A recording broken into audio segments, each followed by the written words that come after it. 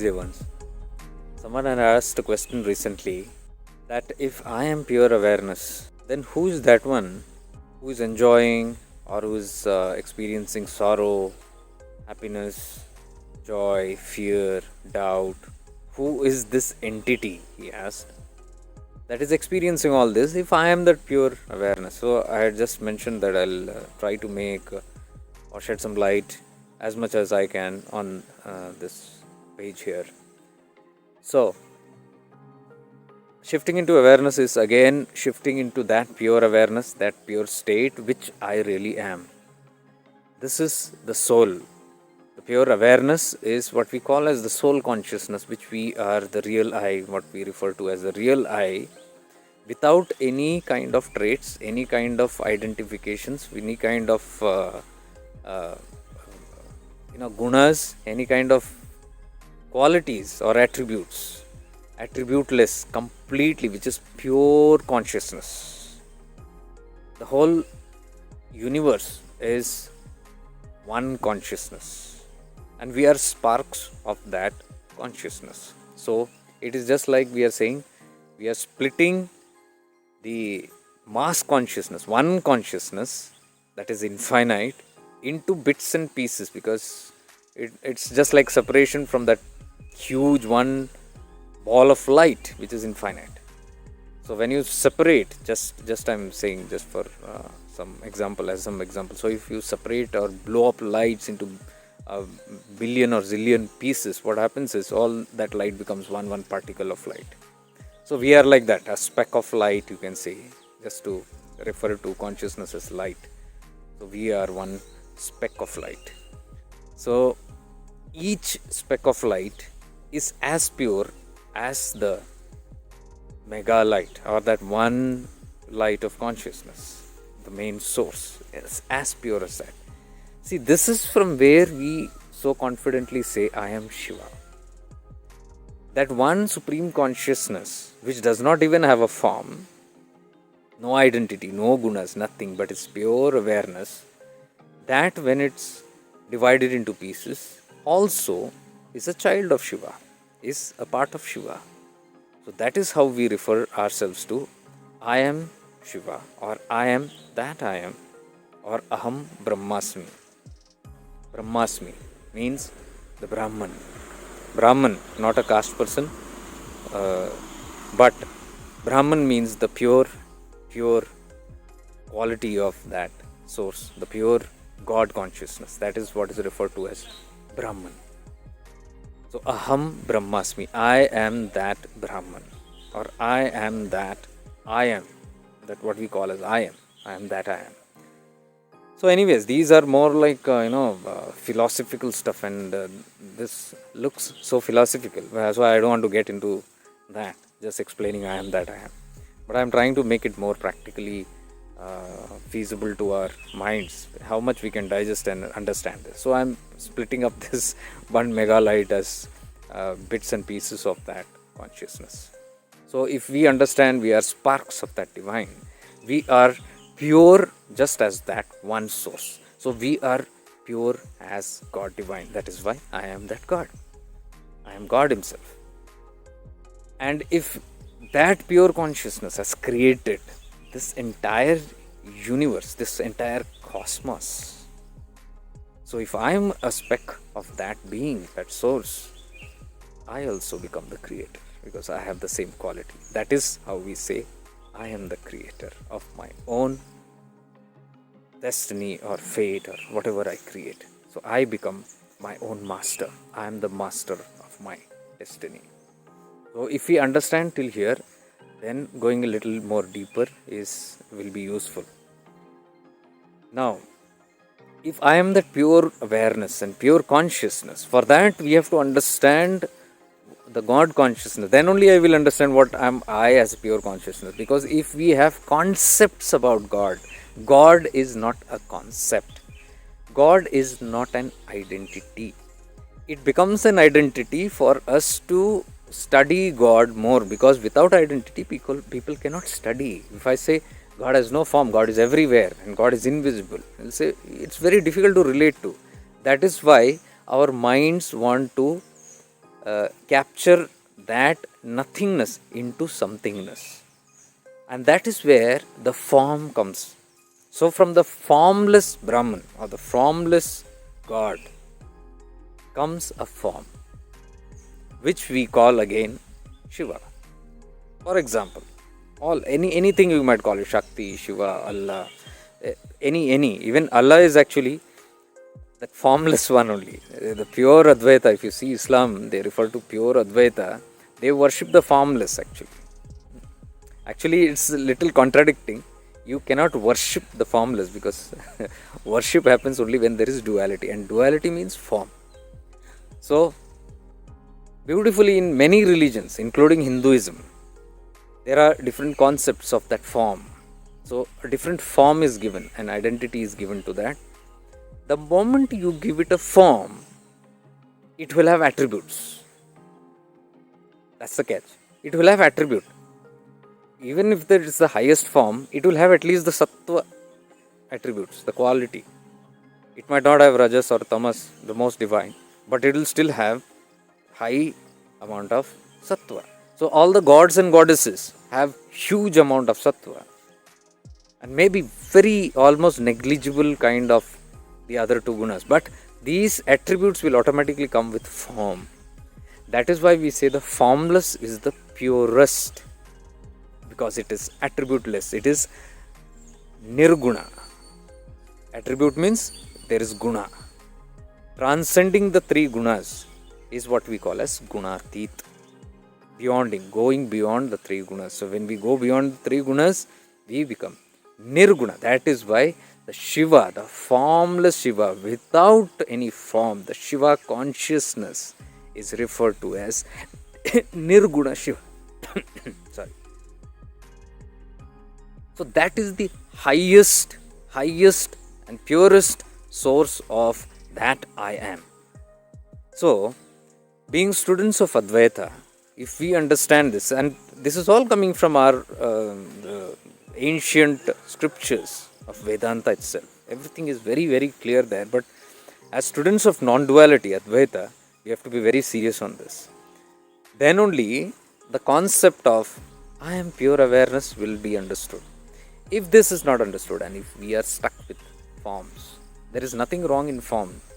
Form is all good because we can identify something. The mind always wants to identify with something, then only it can worship it, then only it can have devotion, bhakti towards it, then only it can relate something to it. There is a giver and there is a taker. We become the taker as a devotee, and that which is worshipped becomes the giver. So there is a giver and taker. So in when we are strongly identifying ourselves in the dual world, and when we deal or do all our dealings in the dual world, give and take, the mind is very much accustomed to this kind of behavior, and it wants to continue that give and take even with that God form. There's nothing wrong again. I'm just clarifying all these things. Everything is fine. Duality is fine, non-duality is fine. All is needed because it's all for part of the same source, same tattva. So the give and take begins with that particular form. And then there is a worshipper, and then there is something that is worshipped. For a condition, there is a condition of that worship, because you need something, you do a worship, you do a ritual, you do a prayer towards an object. And then there is anticipation of receiving that. That is why it is called as conditional. Anything that is dual becomes very conditional. And what is conditional is not the purest form. So, if we understand this as student, because I have been studying Advaita a large part of my life, and very deeply, not just studying but contemplating and reflecting on it. That is where this conviction and this clarity comes to me from. Grace of my master, who was an Advaita teacher, and he taught Advaita, and he gave many experiential advices, experiential talks, and all those experiences I could relate to, and that is how I'm making this definition. So just to bring clarity, to bring crystal clear clarity on what we are talking about. When I talk shifting into awareness, it is not the mundane awareness that we are talking about. environment awareness, health awareness, all these kind of awareness. I'm not talking about that. That's very gross kind of awareness. What I am talking is very subtle, the non-dual awareness, and the purest form that we can even imagine about. That's our purest identity, the pure awareness that we are. So shifting into awareness, when I talk, I am dealing with it in two levels. One is the gross awareness and the subtle awareness. So what I maximum talk about is just only the gross awareness. I have not gone deeper into the subtle awareness. Although in some live sessions and some practices and some experiences that we have had, I have tried to cover that, and we have touched that zone of subtleness. And many of us, while doing those sessions, have felt a certain kind of tranquility and certain kind of bliss. That bliss comes from that touch, our touch, when we remove our shield, when we drop our identities, when we drop the grossness, automatically we shift into that pure awareness. See, now you must be understanding. When we shift from our gross to the subtleness, it is shifting into that awareness. That is a highest form of shifting into awareness. But I cannot talk that very generally here because we are not prepared to understand that yet. So I talk more with the gross. So I ask to become aware of my body, become aware of your mind, become aware of your intellect, become aware of the ego. I told many times, ego cannot be killed, but you can become aware of it. When you become aware of it, all the functions of egos just freezes to work. You become aware of the mind, not think of the mind, not think of the ego. Thinking is the process of the mind itself, and mind cannot kill mind. Ego cannot kill ego. This has to be understood. So what can freeze it? What can stop its function is awareness. Because when you enter into that pure state of awareness, you are no more in the ego consciousness. You have shifted from the gross to the subtle. All these problems happen when we are in the gross. So when we move into that subtlety, there is a stillness which I have demonstrated and given that personal experiences. Many people, if you look at those lives, have actually experienced, and they are commenting on it. You can look at the comments of the people who experience that state of that stillness, of that tranquility where everything has just frozen, and they can sense it. So I've made many practices which I'll keep on doing, the gross practices, so that we get into that state, and then we are able to understand the subtle awareness. Without understanding the gross awareness, it's very difficult to go into subtle awareness. So I call it one, just awareness, shifting into awareness, and one is what is shifting into higher awareness. There is something called higher awareness, just as we have a self and a higher self. Actually, these are all concepts. Don't get caught with it. Because people have tried to explain these things, you can see how in depth it is. And that is why I am taking my own time to explain this video in clarity without rushing anywhere. So this self is something what we refer to as the soul itself. The soul only we are talking as self. And then what is higher self? Higher self is that aspect, because self we again identify. For example, the word myself, myself. We are taught in school, who is myself? This body, this identification, this person as Jake, for example. This is myself. Who am I? I am myself. Myself Jake, we say that. So actually that's not the self. The self is that pure awareness. The self is the one without identity. But since people have started identifying that self also with that my self, the me, the I is there, the ego is there, so they are defining that with the self. Then another term people came up to, no, this is not the thing, this is how I understand how things went. They said, no, this is not how it should be. It should be the higher self that we are talking about. So this lower self is something what we call the ego self, the false I. And the higher self is something that we call as the real I, the real part, the real I. So there are two self, the higher self and the lower self. So that's what many terms. I think this video will cover many of the, and shed more lights on the doubts that we have, and it will clear most of your concepts, misconceptions and misunderstanding about these subjects. So because many people, I find themselves talking about, oh, my higher self knows, they're not even aware what is that higher self actually about.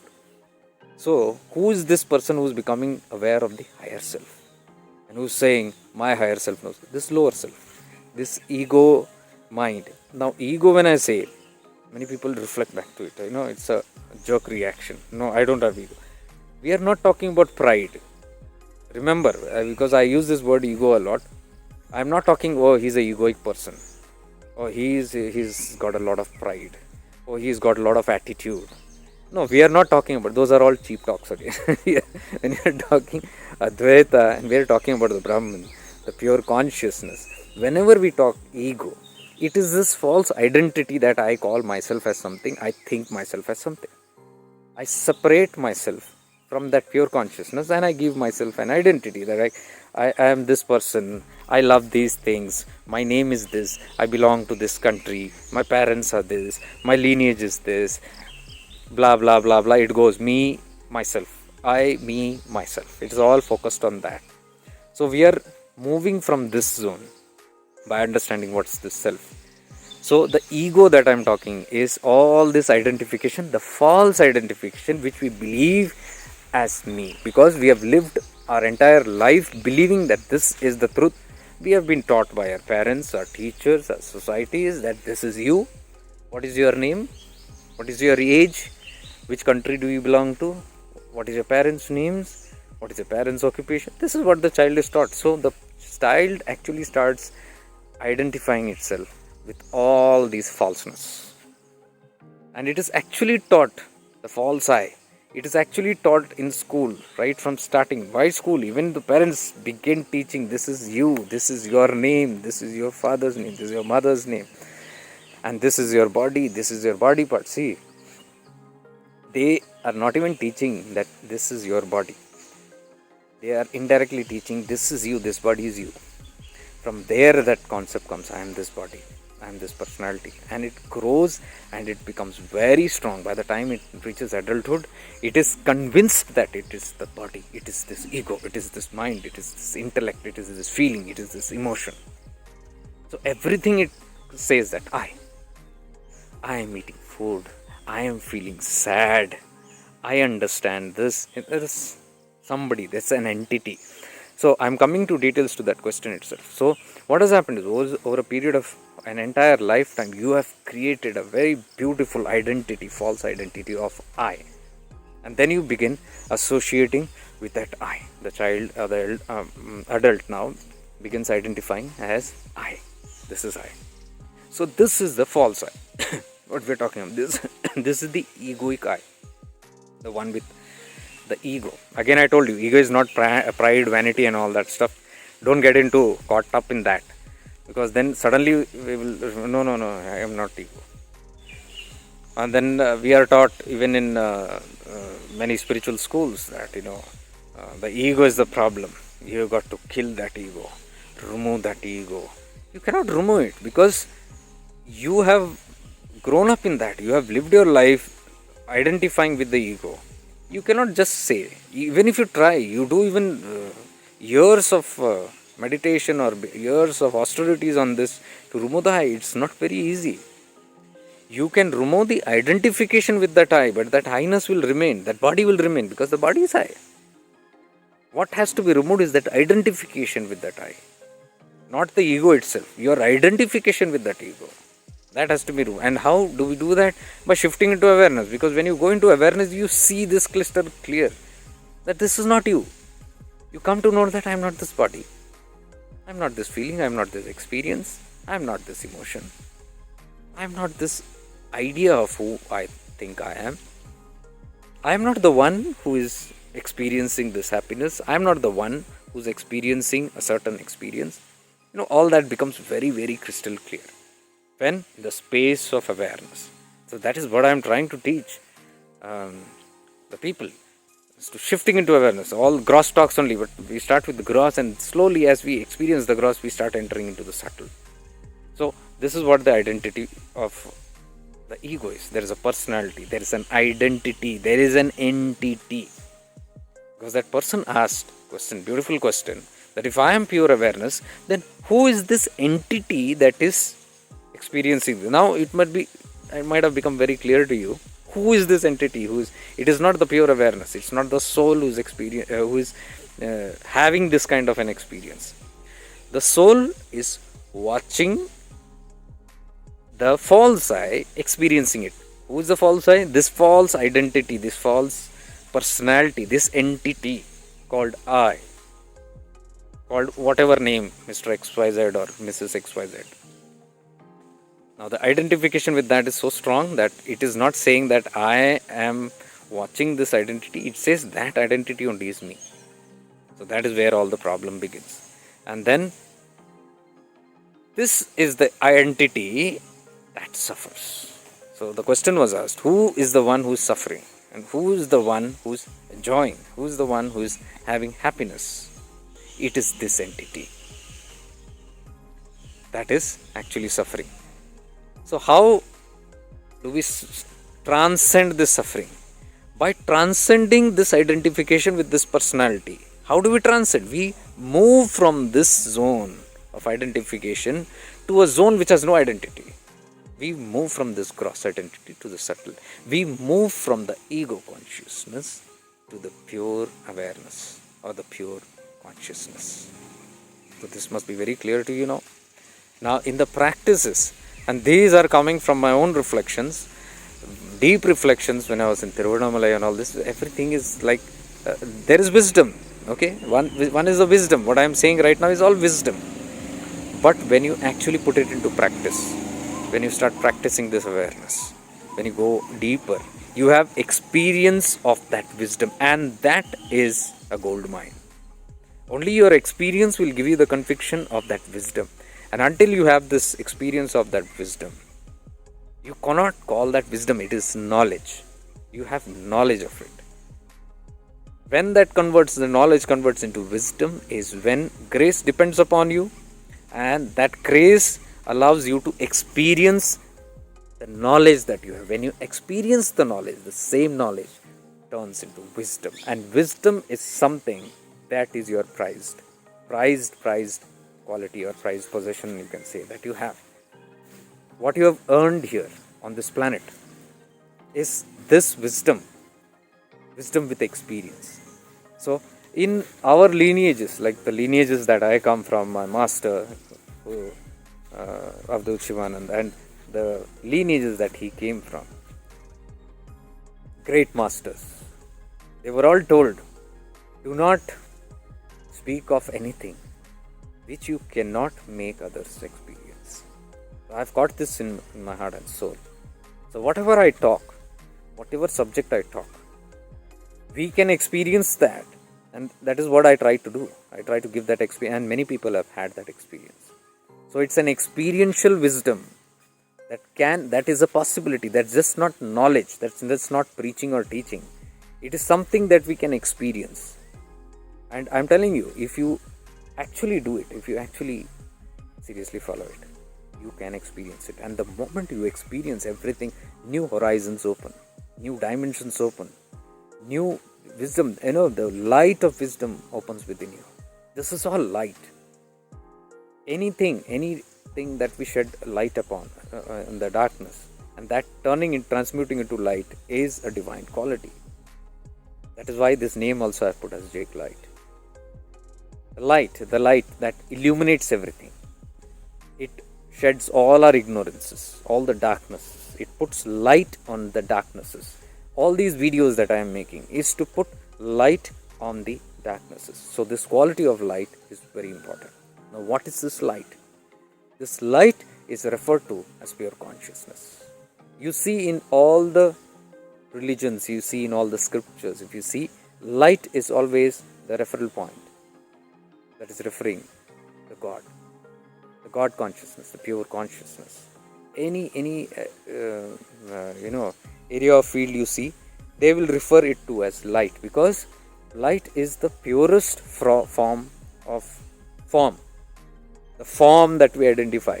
Everything is gross. We need to see something from our fine senses. Then only we believe there is something. So the most subtlest form, like we have a plant here. This is a beautiful plant. This plant is very gross. But if you go deeper into this, you can go into its cellular structure. You can go further deeper into its molecular, atomic structures. If you go deeper, it goes to a point where there is only vibration.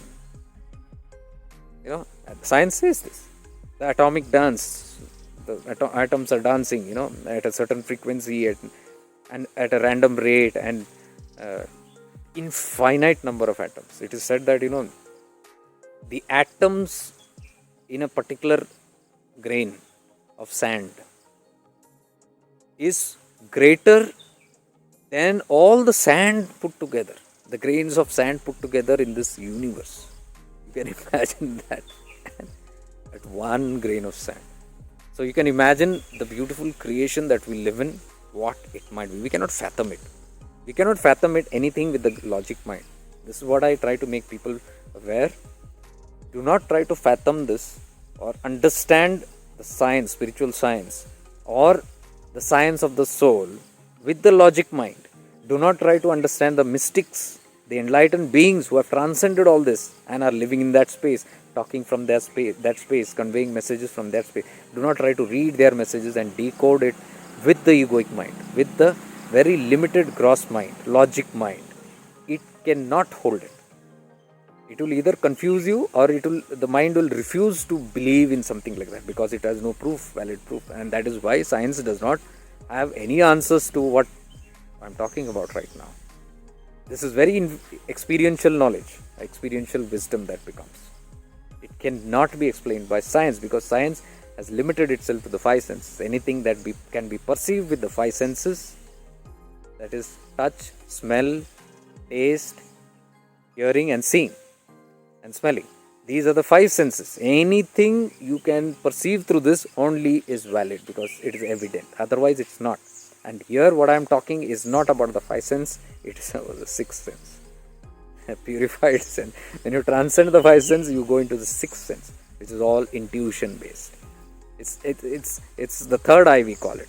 So not the two eyes, the third eye, the psychic eye, which opens the doorways to your intuition. It's very, very powerful. Everybody has talked about the third eye. Almost all the religions talk about third eye. Christ talk about third eye. He said, when thine two eyes shall become one, then, I'm just telling in brief, he said, then you'll realize the light. The light. He's talking about that pure consciousness, which can be perceived only through the third eye. So all that what I'm talking, the wisdom, it can be gained only through the third eye, through your intuitive abilities. That is one of the sessions that I do. Again, the personal guidance that I'm giving, I'm not giving any readings or foretelling or anything. No, nothing like that. I'm actually teaching you to connect to your intuitive abilities. I do those oracle card readings and all, which are tools, instruments to connect you back to your source, to your inner source. So I try to educate people on that and do sessions on that also by doing some certain readings and using my intuitive abilities, but involving them also, and so that they also learn how to use their intuition. It's focused on that.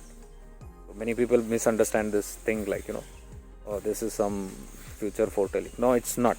That's what I'm telling you. I am a widely misunderstood and misinterpreted entity in the space of spirituality, because I am telling you, if you evaluate things only from the logic mind, it will not make sense. And I am not talking logic. I don't want to be stuck in logic. My entire purpose and mission is actually to bring us out of that grossness, to bring us out of that falseness, to bring us out of that grossness. And why would I put people back into that? So all this is educating people to find their deeper source and to go within and to connect with that higher self. Who's connecting with that higher self? This lower self, which is finding it very difficult to even understand. Oh, there is a higher self. There is a self. I am pure consciousness. How? Then you do all these practices. Who is the doer? There is a doer. Yeah, this is very important.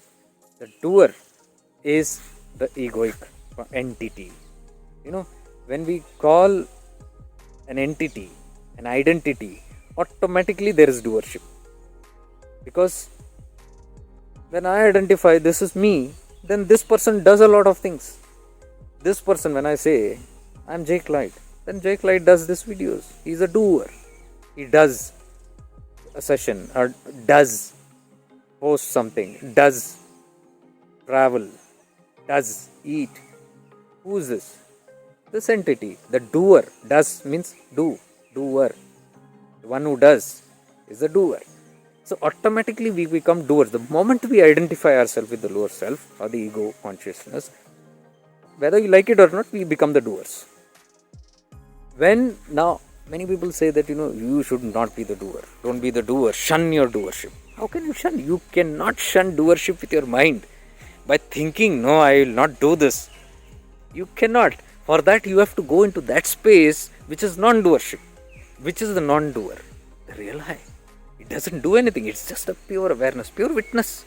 Awareness means what? It witnesses. What is the Shiva consciousness? It does nothing. The pure Shiva consciousness. There is wide misunderstanding about the Shiva consciousness. I try to bring light on that. Everybody just identifies Shiva as somebody sitting on the... It is there. It's a form. When the energy, that power has to take a form, then it takes a form. It takes a rupa. It takes a shape. It takes a name. It takes a form. And that form is very powerful. No doubt about it. Because it is the most powerful divine aspect of that grossness. So it will have that power. Where it is come from? From the Nirakara only Akara has come. Akara is form. Nirakara is formless. So from the Nirakara, that is why actual Shiva is Nirakara. Nirakara Sarupa. Allah is Nirakara. They are also following just the Advaita, pure, no form, formlessness. So, when the form comes, there is a doer again. Because Shiva now does a lot of things. Shiva opens his head, he becomes a doer. Shiva punishes or Shiva rewards, Shiva gives boons. There is a person who does it. So even in that state, there is a doer. And here, the receiver, all that also is a doer. I do puja, I do worship, I do sadhana, I do meditation, I do tapas, I do chanting, I do meditation. It is a wrong concept to say, I do meditation. You cannot do. Then if you do meditation, a doer, you become a doer, and a doer cannot enter into meditative state. Meditation is a non-dual state which transcends doership. So how can a doer get into that? That doership will have to be shunned. How do you shun that? It has to be left behind. How do you leave it behind? By moving from here, by shifting from here to that space of awareness. That is shifting into awareness. So, this path that I am telling you, this is not a path by itself. This what I am telling you, this wisdom, the shifting into awareness. It is following your same path only. Whichever path, whichever religion, whichever tradition, whichever belief, whichever culture, whichever system that you follow. But do it with awareness. Now, when you are doing your same path, you do your meditation with this kind of awareness, there will be a greater light. There will be a greater opening. Which many people for years they don't understand. Because they are in that doership. And they are doing a lot of things. And then they say, I am not the doer. Just by saying it will not happen. It has to be in your experience. Just by believing it is not going to happen. Just by thinking it's not going to happen. That I am not going to do this. I am not the doer. And while you are doing, like for example, somebody is doing seva. They are doing service. They are serving. It's karma yoga. So that is why karma yoga also is very much highly told to be followed. Lord Krishna only said that. Karma yogi. Bano. When you get into karma yoga, this selflessness has to come. Selflessness means no selfishness, nothing about me. Why am I doing this seva service? So that I gain something. No, that condition should go. Unconditional it should become. Unconditional service is selfless service. Nishkam seva. So you don't identify with it. How can you not identify? Till there is a doer, there will be. So I have seen many people trying to do seva, trying to do service. By thinking that I am not, it will not work. Just by thinking, that doership is there. Because even while you're giving something, and somebody is clicking a photo, there is a doership. There is a doer that feels proud about that doing, that wants to take credit for that, and that wants to say something about that service that it has done. So that's doership, pure doership. Then we then say, no, I didn't have that doership in me. No, it doesn't matter what you think. It is what you are. And what are you? What you behave there. What really happened there. How did you relate with it? I was feeling good when I did seva. When I did Nishkam seva. How can you feel good? Who's the one who's feeling good? The doer. I feel proud that I did this seva for the community or for the people or for the world. So there is a doer. But when you shift into awareness and you do the same karma yoga, in a certain state of awareness, you lose that identity. You lose that identity. This is what Swami Vivekananda did. You lose that identity of I am doing something or I am here. You lose that I-ness itself. And you just do for the pure need of doing, pure joy of doing. So when you do that, that's the real seva, because there is no conditions attached now. It becomes selfless. What is the self? The lower self. This ego self that feels myself doing the seva. That self is gone. So when the self is gone, it becomes selfless seva. Selfless means nishkam. Sakam is condition. Nishkam is without condition. Unconditional. Nishkam seva is unconditional seva. So understanding these concepts, I see many of them talking about it. They even come and educate me. I say, okay, fine. They tell me what is Nishkam Seva, and they explain to me it should be this way. I said, fine. You have the knowledge, that's fine. But I have knowledge which I have converted into wisdom. Because you need to be practical when you do that. So you should be practically experiencing that selflessness while doing that. It's not difficult. Maybe you can't stay in that state, that's fine. But you can relate to it. Even for moments. Somebody said, some post I had put, and they said, this is all fine, it sounds good. But I am unable to keep it all the time with me. Sometimes okay, realizing this. But other times I cannot relate with it. I said, that's sometime, don't underestimate. That is your precious gift. Very rare people even have that. Almost everybody has knowledge. But wisdom, that experience of that is grace. Grace of your master, grace of God. That's the pure grace, because with grace, this becomes experience. And do not think low of it. Like, I'm not having this. Only sometimes. That sometimes is precious. Become aware at that sometime whenever you have that. Become fully aware of it. And then all that you need to do is expand that space. That sometime. Expand that time to little more. And when you keep on expanding that space of awareness, you are now trying to be centered in awareness or staying in awareness, what I call. What I'm talking just is the infancy period, the kindergarten stuff is shifting into awareness. You move into awareness. What we are practicing, even what I am trying to practice full time, is not shifting into awareness. Because shifting into awareness, I do it multiple times in a day. I keep on shifting. My challenge, my practice, my path is all about staying in awareness. This is all that about. You enter into those states, have a glimpse of it, have a trailer of the big movie, and now you are impressed with that trailer. You want to expand that into the movie. You want to be in that whole movie. So you keep expanding your awareness. So shifting on to awareness becomes staying in awareness. And when you stay in that awareness for a long period of time, that is enlightenment. That is self-realization. See this term.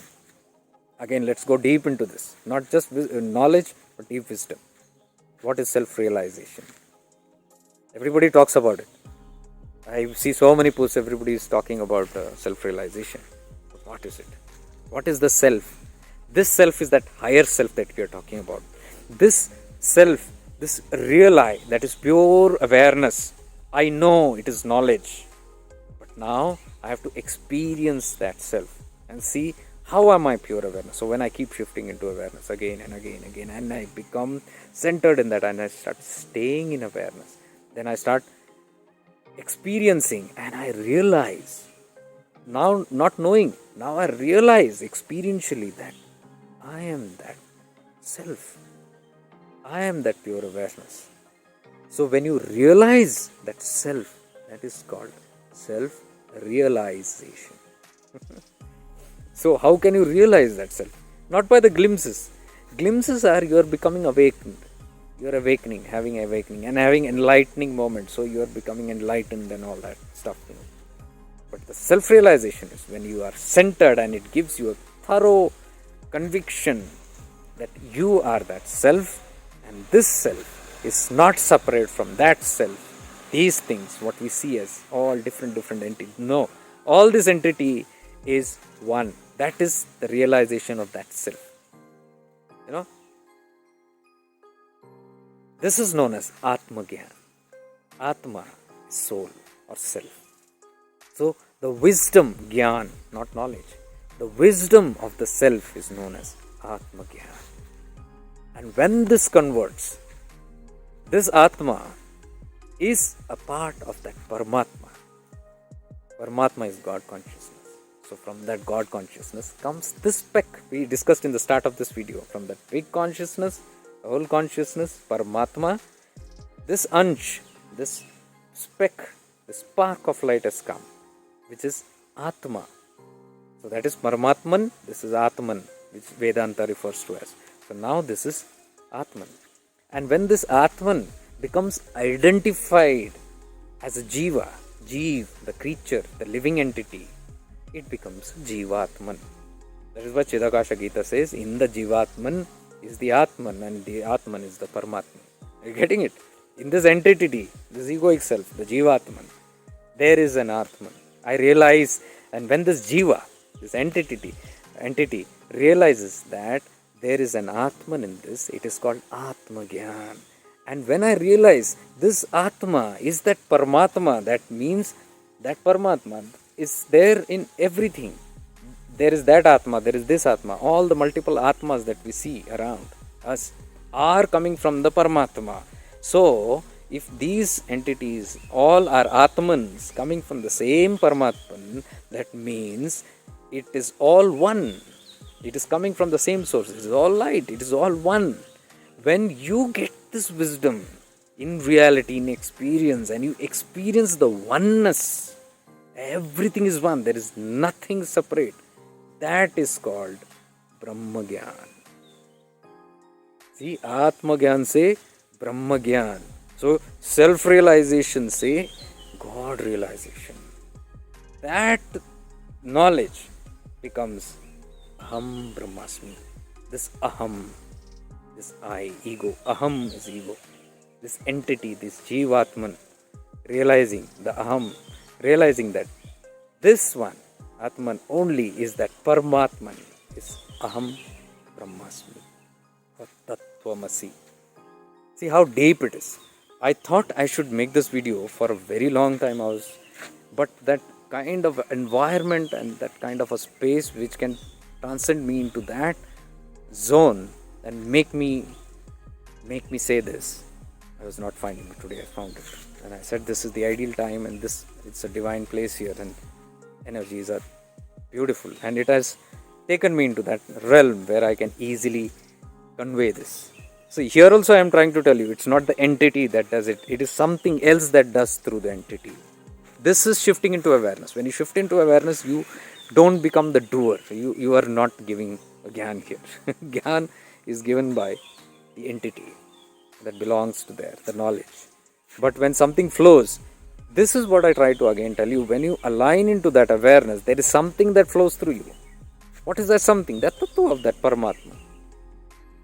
That Atman actually becomes more Jagrat. And then the more that soul consciousness becomes active, the lesser the ego consciousness. It is not diminishing, it is there. But something transcends, something overtakes it. And when some other power, the divine power, takes over this individual power, takes over the free will Who has the free will? This individual has the will. This is my will, my wish, I do this.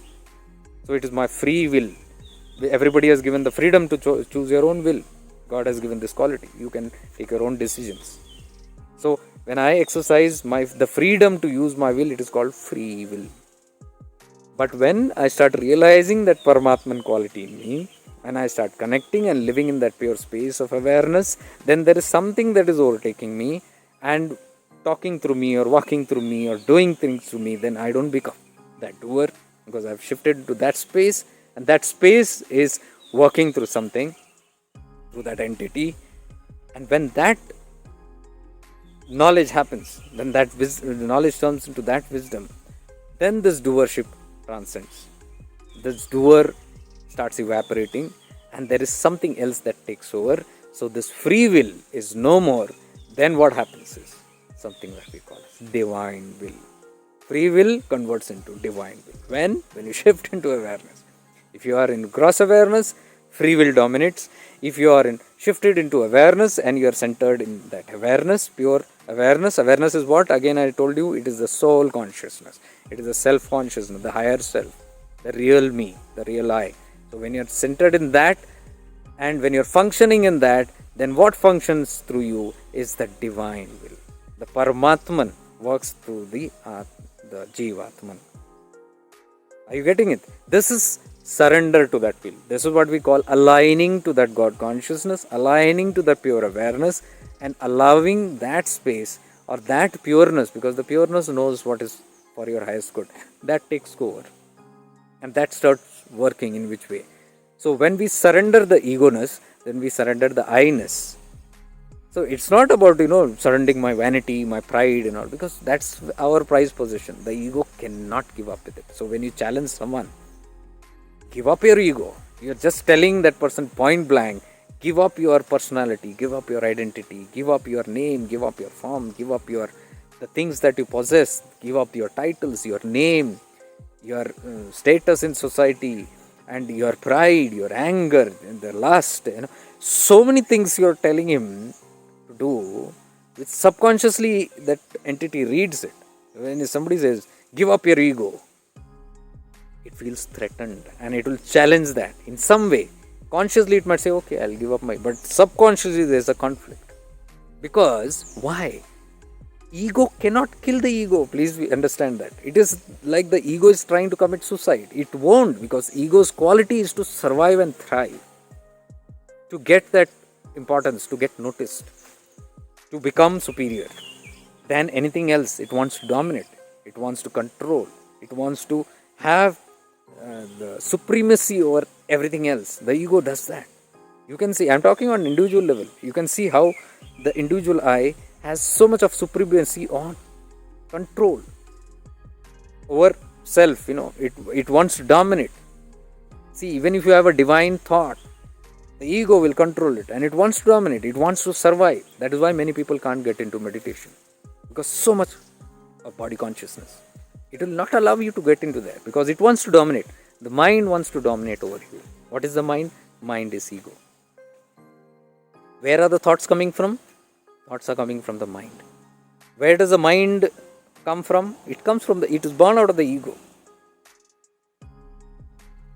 And where is the ego coming from? It is coming from the strong identification, the strong separate. That is why I am so focused on oneness. Oneness is not in my talks, it's in my feeling. It's in my understanding from this tattva. So when I talk oneness, when I say do not judge anybody else, do not judge any religion, do not judge any path, do not judge anything to condemn, do not have opinions about anybody, because that is judgment. Sorry. When can I judge? I can judge only when I feel that person is separate, or that thing or that identity is separate. So it's a different entity. So we are separate. So I have opinions. Oh, that is this way. Oh, this is this way. It's an opinion. Why? Because I feel that is separate. But when the feeling of oneness comes in, that is me, I am that. So that is why I say whatever we see in others is just our own reflection. If I find my friend to be a crooked one or suspicious, I am suspicious of my friend. Oh, he is doing something crooked and he is up to something and all that. Where is that coming from? It is coming from my own crookedness. And my crookedness is seeing a reflection of that in somebody else. So whatever we condemn, that is why all the great masters always said, whatever you condemn others, whatever you have opinions about others, is nothing to do with the others. It is your own reflection in the mirror.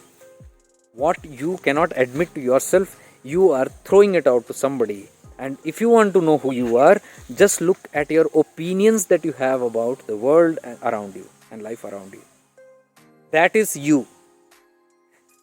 If you want to know the real identity of where we have reached or how we have evolved, how much we have evolved, just sit and contemplate and see, what do I think about this person, that thing, this tradition, that saint, oh, that saint is a crook, that person did this, that person did not do this. Who are we to judge?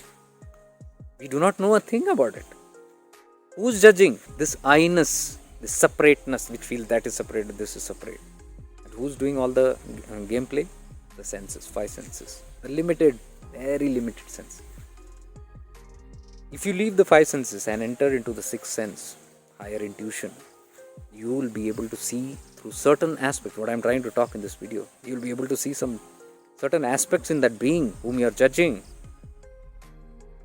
that will want you to refrain immediately, because now your awareness has expanded into those zones which you cannot see, which only this limited senses were creating opinions and forming judgments about. So I will never preach to you that I do not want to talk more on this, do not judge, don't do this, don't do, because don't do, nobody is going to do it until you identify who's the doer. If you become aware of the doer who's doing the judgment, then only you can do something about it. If you are not even aware of who's that, you live in the false eye and you are identifying with that false eye, it's very difficult to not judge also, or not conclude, not have opinions. So, it comes from that space of awareness. The more you are centered in that awareness, you will not feel like doing all these things. You will not feel like having opinions. You will not feel bothered about anything else. What anybody is up to, who is doing what, and how should I try to control or convince that person. You have nothing to do. You just see it all as a play of consciousness. Somebody is doing their karma, I am doing my karma. You become more centered in your awareness. What is my karma? What is my role here? What have I come to do? Have I come here to judge people, have opinions, have conclude, write articles about others, write, think about how, gossip about how corrupt the government is, how the world is. We don't need judges here. And tell me, what is it going to do? What is it going to actually do in our life? How is it going to help us? That we should always ask this question. Okay, I'm judging, I'm having a conversation, I'm gossiping, I'm criticizing so many people, how it is going to benefit me, how it is going to benefit them, how it is going to benefit the world at large. It will have no effect except boosting the pride, the ego consciousness will be a little more boosted. So on the path, we are degrading ourselves or taking steps back instead of going forward and evolving. We are now hitting the axe on our own legs in the name of that spirituality. So spirituality is a very cautious path, very, very cautious path. It has to be treaded with too much of caution, because if you are not cautious, you can tumble down a lot. I am talking from my experiences, personal experiences. I am talking about how a small thing can take you somewhere and give you different results. So this is what my master always said, my masters always said, pure intention, Shuddha Bhavana. Why? We purify that intent. That intent has to be purified very clearly. The intention, the motive behind doing anything. Because how will you understand this motive? This is very important, I am telling you. By thinking you can't. With this logic mind, you cannot find what is your intention, because the logic mind will always say what I am doing is right. Always, you see, the ego doesn't want to die. It is a dominating one. It will always say I am right. The self-righteousness will always be there. And then we say, no, I have been thinking, I have been reflecting, and this is my inner, that is not your inner voice. If you want to know your inner voice, shift into awareness. Because when you shift into awareness, the mind wipes out. There is no mind remaining there. Mind diminishes itself. There was one post of one mystic when they said, "Have no, don't work on your mind also, on purifying your mind. Mind doesn't exist. When the mind doesn't exist, what are you going to drop?" They said, "Drop the mind." Where are you going to drop when it doesn't exist itself? So his level of teaching is very high, and some people were confused. How can you drop the mind? Yes, you cannot drop the mind with the mind. But thinking I'm going to drop, you cannot drop it. How can the mind kill the mind? How can the ego kill the ego? For that, you have to transcend that mind. That's what I said. It's not about killing, destroying anything. On this path of awareness, we don't kill, destroy, we don't fight head on with vasanas, we don't try to destroy a certain you cannot destroy, that's war. And when do you have war? When you are in the duality mode.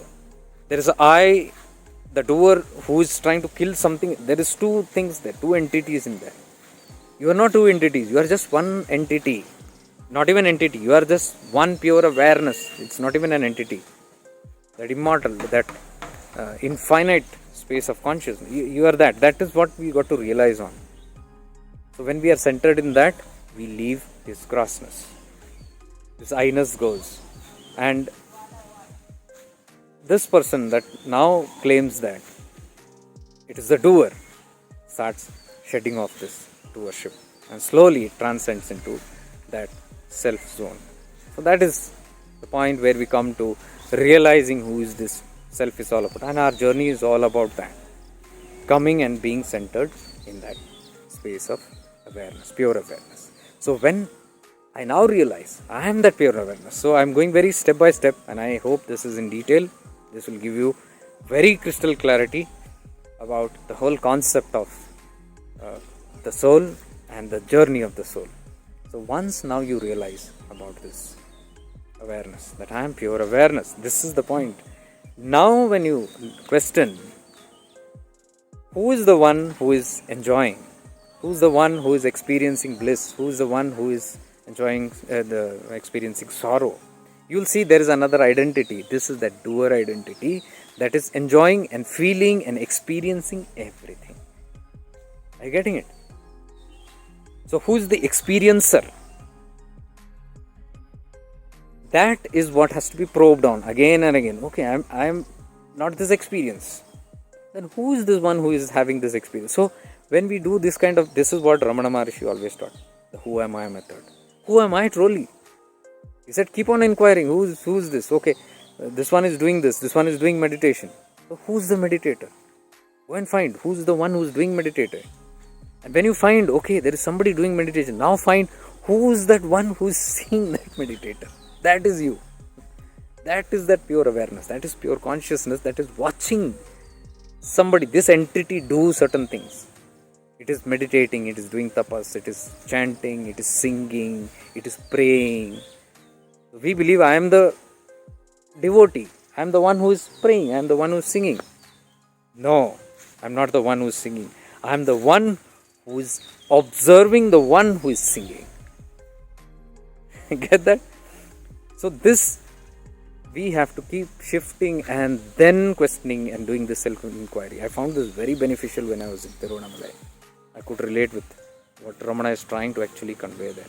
So now when I realize this, okay, I am pure awareness, then it is easy for me to understand, okay, then the one who is suffering is not me. The one who is enjoying is not me. The one who is feeling this is not me. So feeling is something else. The feeler is somebody else. See, I'll give you a crystal clear clarity. This is from the teachings of Vidyaranya Swami, a great master of Advaita. One of the most topmost level master, Vidyaranya Swami.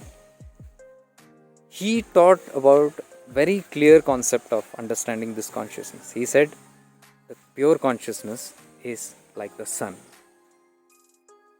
It is just emanating light and heat. Yeah? The light, let's take only the light. It's emanating light all the time. In the where? Not just on earth. We can see the light here. All that you see here, me, what you're seeing is all the reflection of that light that is reflecting from this body and going to you. So your eyes is able to catch it, and you know the science, biology of how it is, how your eyes take it and it goes inside and reflects on your optical system, and from there messages conveyed to the brain, and the brain actually decodes it and then represents the form that you see. So now observe this. Vidyaranyana Swami says,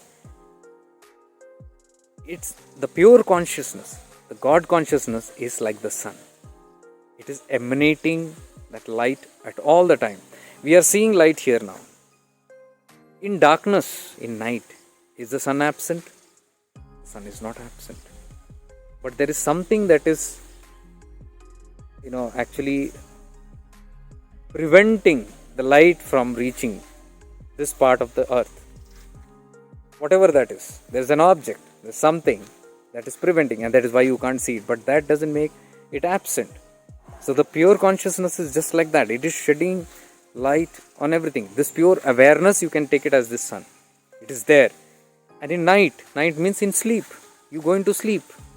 See, in Jagrita Avastha, you can see everything, you can feel everything, you can understand everything, you can relate to what I'm talking about. You can see, okay, there is a chanter, there's a person who's talking, who is this talker, who is this, everything you can do that. But when you go into sleep, where does that observer go? The observer goes nowhere, because that consciousness is there. Your awareness is awake. You are asleep, your mind is asleep. That is why you cannot relate to anything, you cannot understand anything. Are you getting it? But the awareness is fully aware. Like when you are sleeping, you have dreams. When you have dreams, who's the one who dreamt? Who's the one who's seeing that dream? It is the consciousness is experiencing the dream, is observing the dream. So sometimes, if you are in that state of awareness during the dreaming state, and you come back from your sleep, you are able to bring that dream out as a memory. And then you see, I had that dream. Who is that I who dreamt? You were asleep. The identity, the Jake, the Mr. X and XYZ was asleep. There is no personality, nothing, everything was absent. All the status, everything vanished. That I-ness vanished. Then who's the one who was still observed? If that I-ness went, the false I went, who was this person? That is the real I. That is the consciousness. That is the awareness. So the sun can be treated as that. You can look at sun as that. And see now the beauty. In the cosmos, in the whole universe, you think there is light? Yes, we all know. Science says that there is light. Sunlight goes everywhere. But then, if you look into the galaxy, if you look into Akasha, if you see the photographs of the planetary systems or galaxies, you see there is all darkness. In the darkness, you can see stars, dots of stars, and some 9 planets, so-called, or how much we can count. 9 is currently what we can count. So 9 planets revolving around the sun. This is what the sun is showing. 9 planets. See, this is what I want to make sure. This is what Vidyaranyana Swami made it very clear, that the planets, where the planets are, there is light. But everything looked dark. That darkness also is light. It only, we perceive it, we feel it as, oh, this is darkness. It is not darkness. It is light itself. How? The moment a planet comes into that, suddenly it illuminates. An object comes into that space of consciousness, it illuminates. Suddenly, that planet becomes visible. A star, a meteorite, or what is that? Meteor or comet. All these things. A comet also. The moment there is an object that comes there, immediately it gets illuminated. Till there is no object, there is no illumination, but light is existent there. So, whenever an object comes into existence, immediately there is illumination. Now you can understand this concept. The pure awareness is that light which is null, which is nothingness, which is darkness, which we call there was nothing, in the starting there was nothing. Shiva Consciousness is nothing, nothingness. It is null. It is that void, emptiness, space of infinity. See, this light is of infinity. But then what comes into existence? What comes into existence is the object. Whenever there is an object, it comes into existence. So please understand this with the same. Now, if you are pure awareness and you are, let's say, in state of samadhi, in a state of samadhi is completely this dark state, and suddenly a thought comes. Thought is an object. Here we are treating everything as an object. In the physical science, what we treat, this tree is an object, this grass is an object, that stone is an object, that water is an object, the sky is an object. The sky also we don't relate to that because we can't see. Anything that is gross, we say it's an object. This person is an object, this bag is an object. Every material that we say, or this mic is an object. It is objectified. But in the space of consciousness, in the study of Advaita philosophy, if you see, an object is anything that comes into existence. Like a thought is an object. A feeling is an object. Anything that comes in subtle form, in any form, it's an object. And the moment that object comes into the space of consciousness, in pure awareness, let's say in samadhi, a thought comes. It is like the comet or the planet coming into that dark space, and suddenly it gets illuminated. So what has happened? In that deep awareness state, a thought comes and suddenly it gets life. Till now, it was blankness, but something comes in, that object has illuminated. And now you experience that. So, it very beautifully says, what is the experience? What is experience? Experience is anything, any object that becomes conscious. The awareness becomes conscious of something. How can you become conscious of something? It is nothing. And suddenly something comes into you. An idea comes into your mind. An idea clicks. Suddenly you become conscious. You become aware of that idea. The idea is not you. Who are you? You are that one who has become aware of that idea. You are the one who has become aware of that thought. You are the one. Suddenly there is nothing. You are in pure space and suddenly something triggers you. Somebody makes you irritated and you get anger. Where is that anger? It's an object. Suddenly it has come into your space of awareness, and the moment your attention goes over that, you become conscious of that. When you become conscious of that anger is what we call as I experience anger and I am angry. I say I am angry.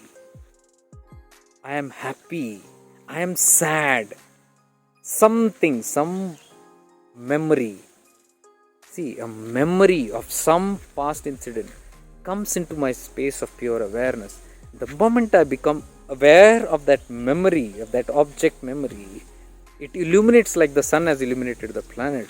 And suddenly I become conscious of that planet, or I become conscious of that memory of that sadness. And when I become conscious of that memory of sadness, I become sad. The experience of that sadness is experienced by someone. Who is that experiencer? The one who experiences is this entity which is relating to that memory of sadness and feeling sad and relating to that sadness. Are you seeing how the egoic, the false I, relates with that and makes it an experience? So, your consciousness only, when it focuses on an object and it becomes conscious of that object, it experiences. Now, when it experiences itself, that experience happens in this false I. It immediately identifies with that, and the doer, this false I, starts experiencing it and say, I am sad. But who's really sad? It is this doer, it is this entity that has become conscious of it. Who are you? You are the one who's watching this one becoming sad. You are that pure awareness, what you were before that object came in. That space is you. So, now if you are rooted in that awareness without drifting into that identity, it is the identity that catches and objectifies and experiences it. So the whole idea is not to jump into that doer, that false I, and experience that. The idea is that, to stay in that awareness. How? By this practice of shifting into awareness, staying centered in that. There we learn to differentiate, I am this pure consciousness and there is a doer. So I don't relate anymore with that doer. I don't drift back into that ego consciousness. I stay centered where I am. And when I'm centered into where I am, I observe. Like the sun is observing the planet. It is not doing anything to it. It is not taking anything. Though there is no give and take. There is nothing that it has got to relate. There is no opinion. The sun has no opinion. Oh, this planet is round. This planet is big. This has a ring around it. No opinions. It's just observing whatever comes into its space. It's just observing. Pure observation. Are you getting it clear now? So this pure awareness is something that just observes everything that comes into his space. Everything and anything that comes into his space, it's just observing in that pure awareness.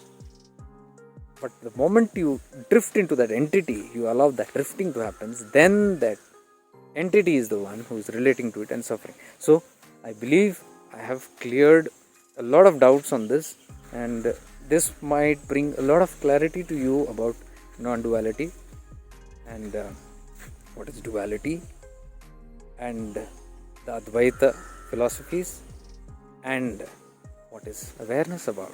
So what I am talking really deep, I thank I thank this space and this state of mind and everything that brought in this video. I know it's an important video. So this will explain to you what is the state of awareness and what are we trying to achieve. Our whole purpose of taking this human form is to achieve this wisdom, apply this wisdom and make it an experience. And when it becomes an experience, you realize that the truth of it. This is called the ultimate truth. The ultimate truth. So that is why I say, why settle for anything? Why settle for it gets stuck in any gross forms or anything.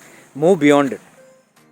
All these, I'll just add this, all these paths and all these places of duality is needed, is definitely needed for people who have difficulty in understanding the God consciousness.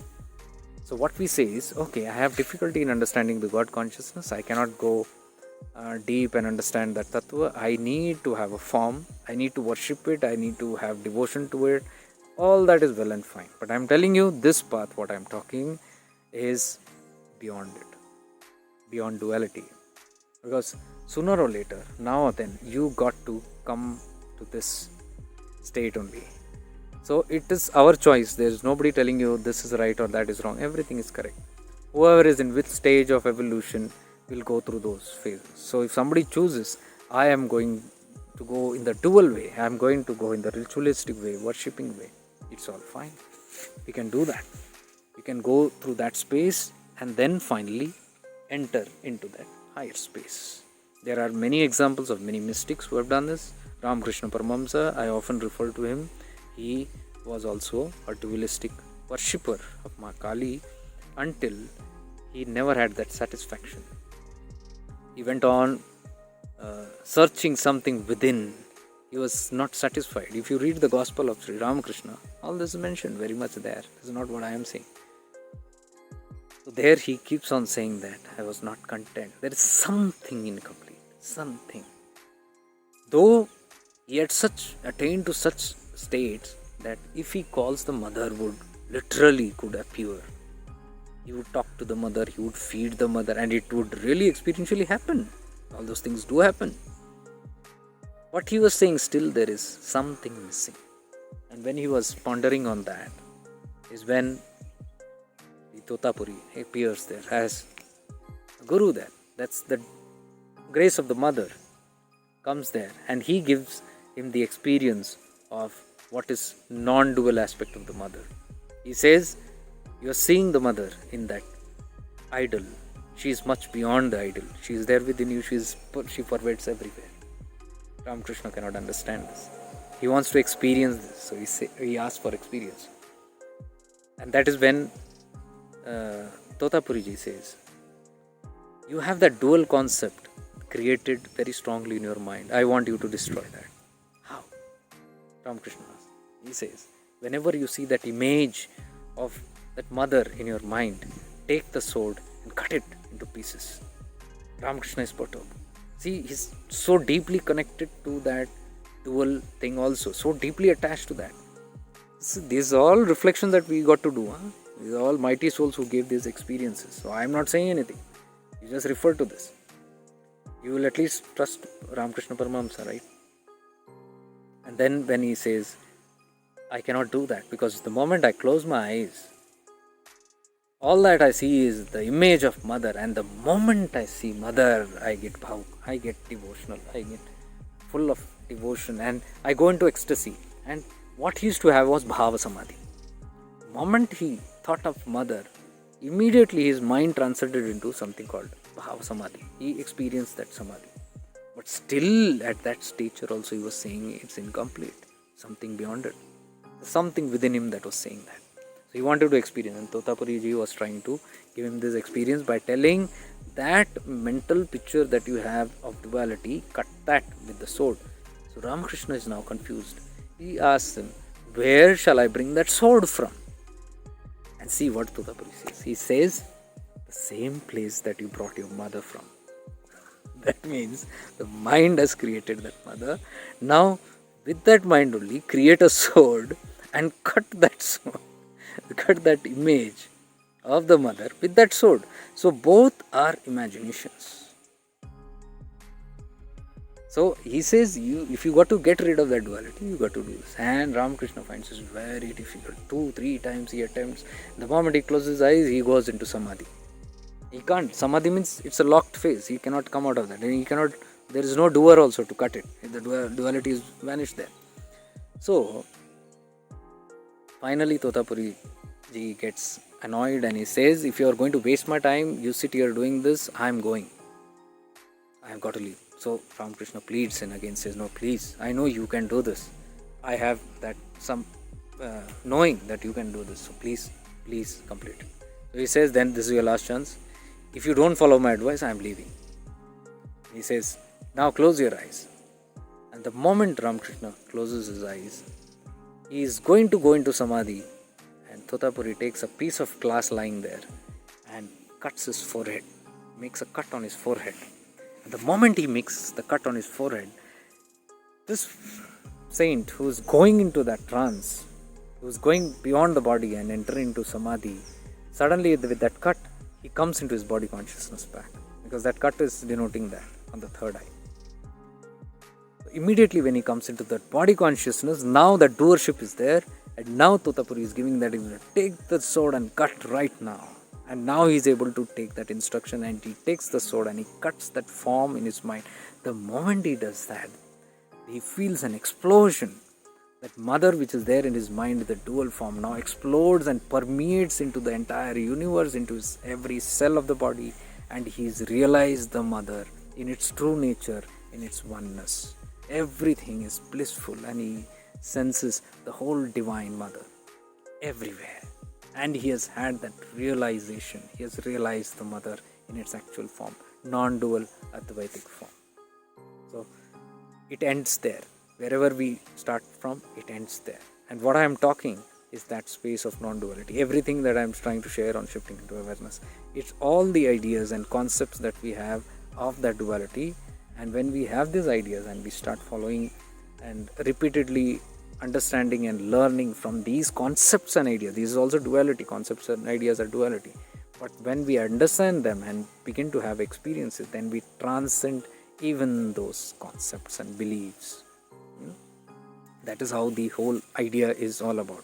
So this is what is referred in the scriptures, ancient scriptures, as apara bhakti and para bhakti. Apara bhakti is the dual state of devotion, that you have a devotion towards something, and para bhakti is the non-dual state. See, all the great saints like Saint Tukaram, Mirabai, all these saints began, all these mystics began with external worship, with duality. They had this devotion called apara bhakti. It was bhakti. So the bhakti marg also actually works. Bhakti marg works on this. But it has to transcend. That also has to, the duality, bhakti is duality. That bhakti of dual form has to end up in the non-dual form.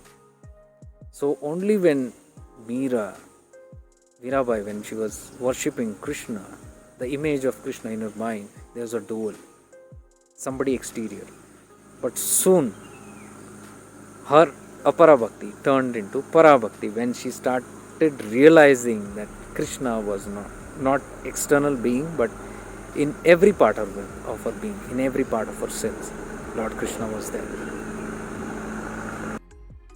That is when she realized Krishna consciousness. Krishna consciousness has to turn within. Christ consciousness. There is a Jesus Christ outside, that is apara bhakti. When that devotion of the Christ becomes a part of your consciousness, individual consciousness merges with Christ consciousness, then you are in the state of Christ consciousness, which is para bhakti. So Krishna consciousness has to turn from apara bhakti to para bhakti. That is the final state of that realization, when you realize Aham Brahmasmi. Aham Brahmasmi means I am that God, and that God is within everyone. And if it is in every tattva all around, then I am that too. If I am God, and if God is in everything, then I am in that being, I am in this thing, I am in that thing. That is that oneness. So shifting into awareness space promotes oneness. It starts with the concepts of oneness only, so that we have bang on this idea that we are one, everything is one. There is no culture, there is no country different, there is no Hinduism, Buddhism, Sikhism, Christianity, Islam. There is nothing called all this. It's all merged into one non-dual space. And in that one non-dual space, there is no identity of I am this.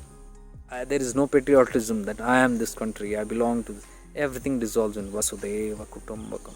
Everything becomes, that is the final ultimate goal.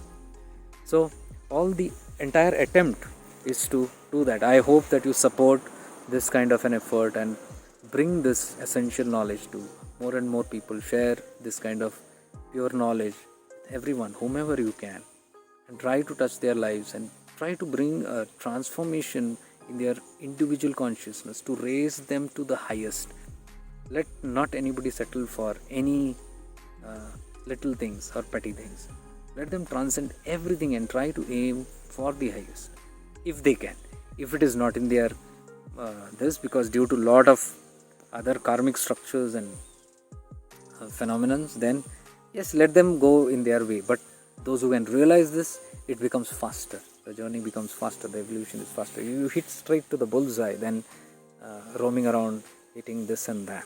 You straight enter into non-duality, then wasting your time. Actually, there's no need to waste. If you know it, you directly enter into that space, and that is where the path of Jnana Marga is.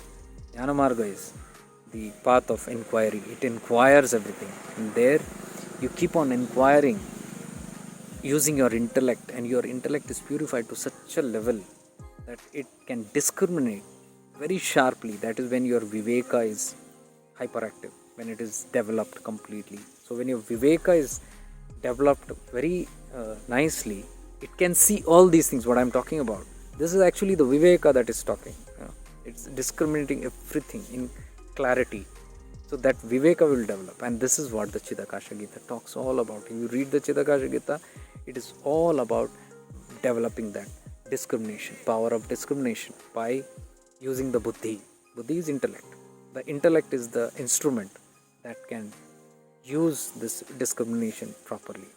So the Jnana Marga is completely on developing the buddhi to such an extent that through the wisdom and through the practice of inquiry, of actually asking who is this. What I discussed here is most inquiry. It is actually using your intellect and identifying. So if you have been in a state of awareness throughout this whole video, your discrimination is working, and if you have understood what I am trying to convey here, then please understand you have a very good viveka that can understand and discriminate these things, that can be used to better purpose in realizing your true self and realizing your awareness.